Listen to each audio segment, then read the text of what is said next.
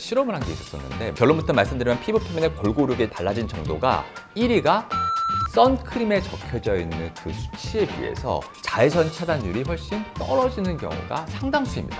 진짜요? 네.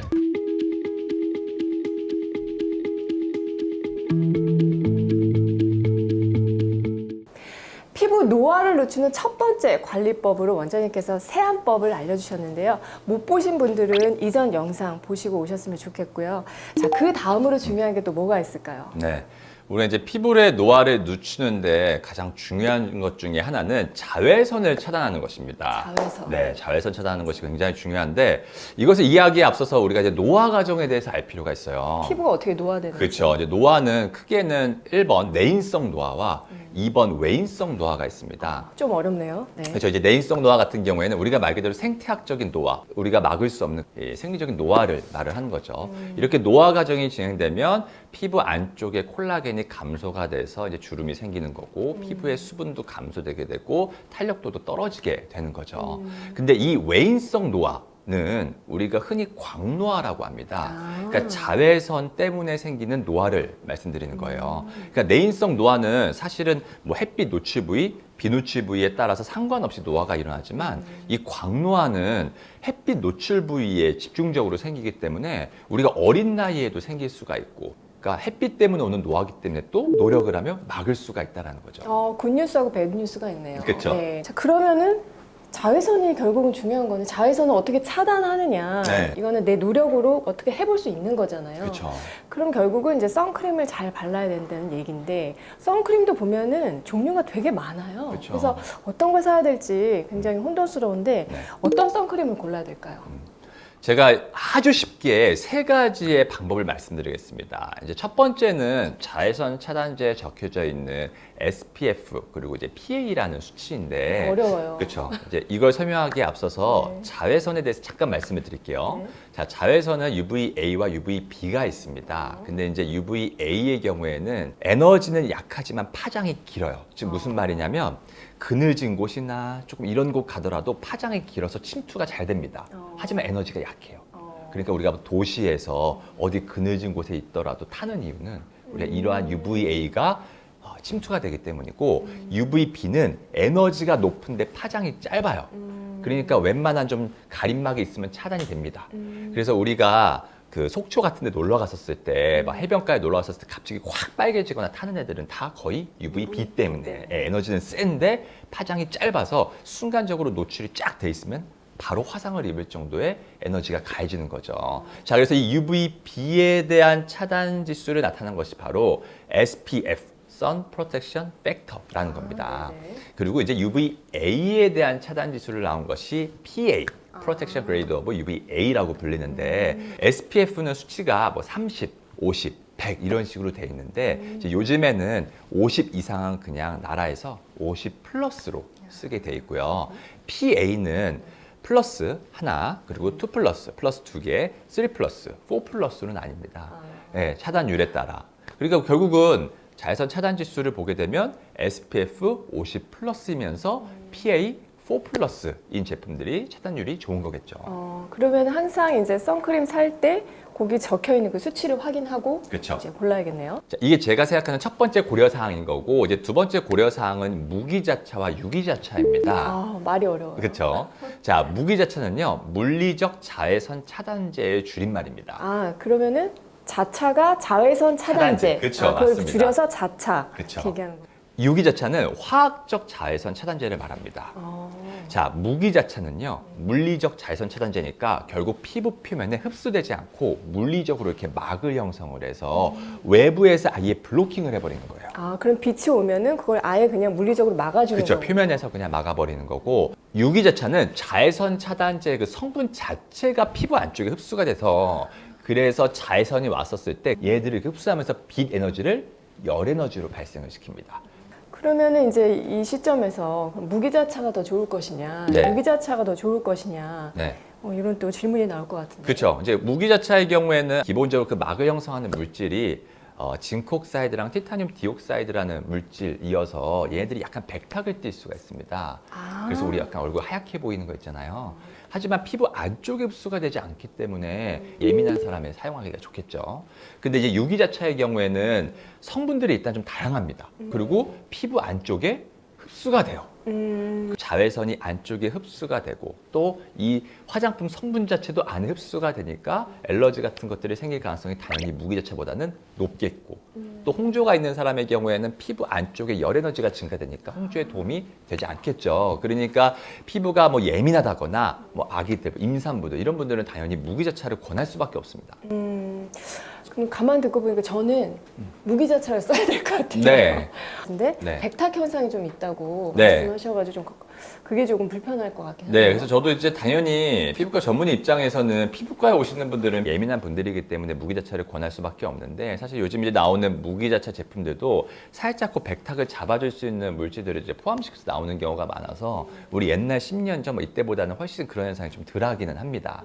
자, 우리가 선크림을 선택할 때 세 번째 고려사항은 뻑뻑한 제형은 잘 안 쓰시잖아요. 저 아무리 그쵸? 좋아도 그게 네. 잘 먹먹하면 그렇죠. 선크림 썼는데 막 겉돈다 그리고 흡수 잘 안 된다 이러면 잘 안 쓰시거든요. 발랐을 때 마치 로션처럼 부드럽게 흡수되는 거를 환자분들이 선호를 하시는데 실제로 이러한 제품들은 선크림에 적혀져 있는 그 수치에 비해서 자외선 차단율이 훨씬 떨어지는 경우가 상당수입니다. 진짜요? 네.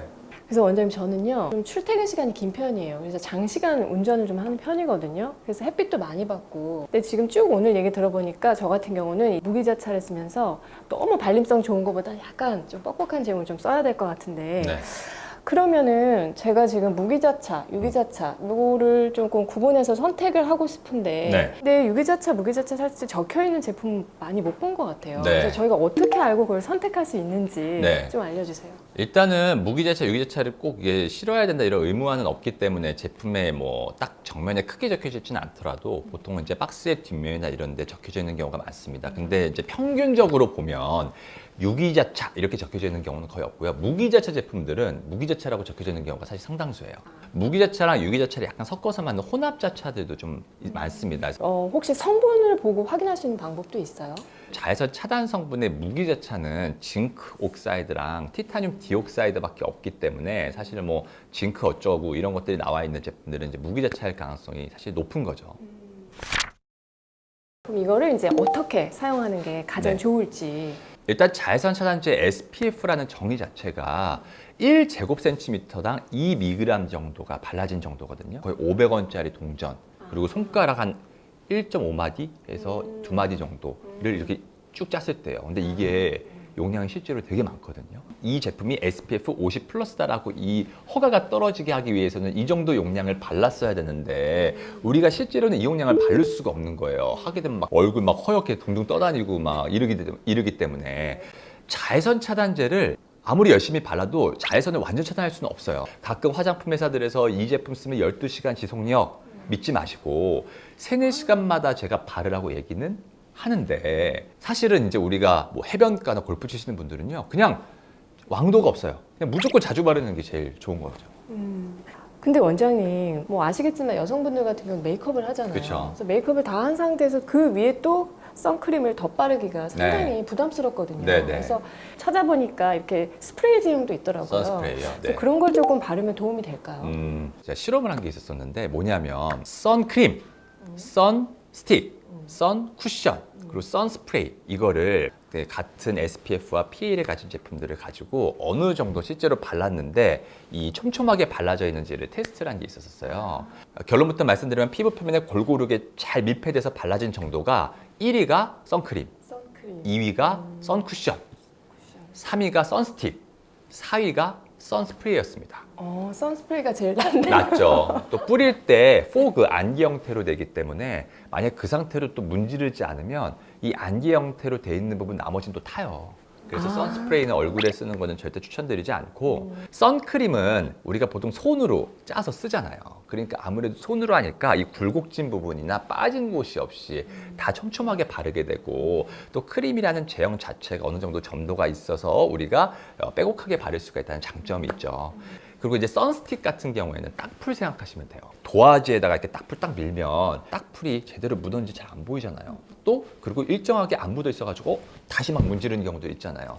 선스틱도 마찬가지예요. 우리가 바른다고 이 발라진 부위가 무조건 선스틱이 묻어져 있다고 생각하시면 안 돼요. 자, 그러면 야외에 나갔을 때 어떻게 하냐? 당연히 집에서는 앞에서 말씀드렸던 것 중에 1위, 선크림을 이제 바르고 나가는 게 맞는데 야외에 나갔었을 때는 더 발라야 되잖아요. 그렇죠. 근데 우리가 뭐 하다가 갑자기 화장실에 들어가서 손 깨끗이 닦고 또 거울 보면서 선크림 하고 이럴 바에 안 바르고 만단 말이에요. 3시간마다 한 번씩 어떻게 그렇죠. 못하죠. 이거 안 하게 돼요. 그래서 야외에 나갔을 땐 저는 선 쿠션이나 선 스틱 같은 것들로 덧바르는 걸 좀 추천을 드립니다. 괜찮을 것 같아요. 이렇게 그 위에다가 그냥 이렇게 해주면. 그렇죠. 네. 네. 그러면은 선크림을 이제 매일 바르면서 또 네. 이제 수시로 발라주는 게 네. 좋다고 말씀하셨는데 그러다 보니까 거의 그냥 기초 화장품 같은 느낌이거든요. 저한테는. 그렇죠. 그냥 혹시 이제 바르고 네. 그냥 세수 안 하고 네. 세안 안 하고 네. 자도 되는 건가요? 안 되죠. 우리가 확대경으로 보게 되면 입자들이 꽉 차 있어요. 그러니까 이런 것들을 안 닦고 자면 자는 동안 뭐 7에서 8시간 동안 분비되는 피지들이 원활하게 배출이 못하니까 또 이러한 화장품들의 입자랑 뒤엉켜서 모공을 막게 되고 이러면 피지가 저류되면서 화이트헤드, 블랙헤드들이 또 잘 생기고 또 피부가 민감성인 분들은 트러블이 또 생길 수가 있기 때문에 주무시기 전에는 꼭 선크림을 닦아내고 주무셔야 합니다. 네. 조금 찔려요. 네, 꼭 한번 그렇게 잘 한번 해보도록 하겠습니다. 네. 이렇게 해서 오늘 피부 노화를 늦추는 또 관리법으로 선크림, 또 자외선 차단제를 어떻게 써야 하는지 꿀팁을 원장님께서 알려주셨는데요. 너무 좋은 말씀 감사드리고요. 여쭤보고 싶은 말씀 계속 생각이 나요. 떠오르는데 시간 관계상 오늘은 여기까지 하고 다음에 꼭 한번 다시 모실 수 있는 기회가 있으면 좋겠습니다. 네, 원장님. 영광입니다. 네, 그래서 마지막으로 마무리하기 전에 네. 한 말씀만 좀 네. 해주실 게 있다면요. 제가 이런 정보를 드리더라도 하시는 분들은 하시는데 안 하시는 분들은 절대 안 해서 피부 상태가 계속 그대로입니다. 그러니까 제일 중요한 건 뭐다?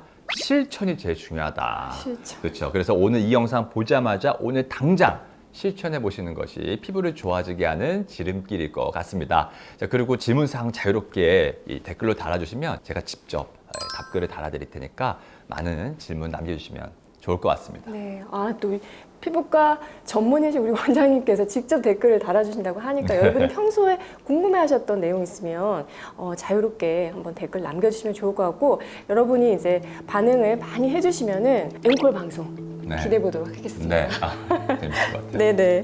그래서 오늘 너무 감사드리고요. 네. 저희는 또 다음에 좋은 내용으로 찾아뵐게요. 원장님 감사합니다. 감사합니다. 감사합니다. 감사합니다.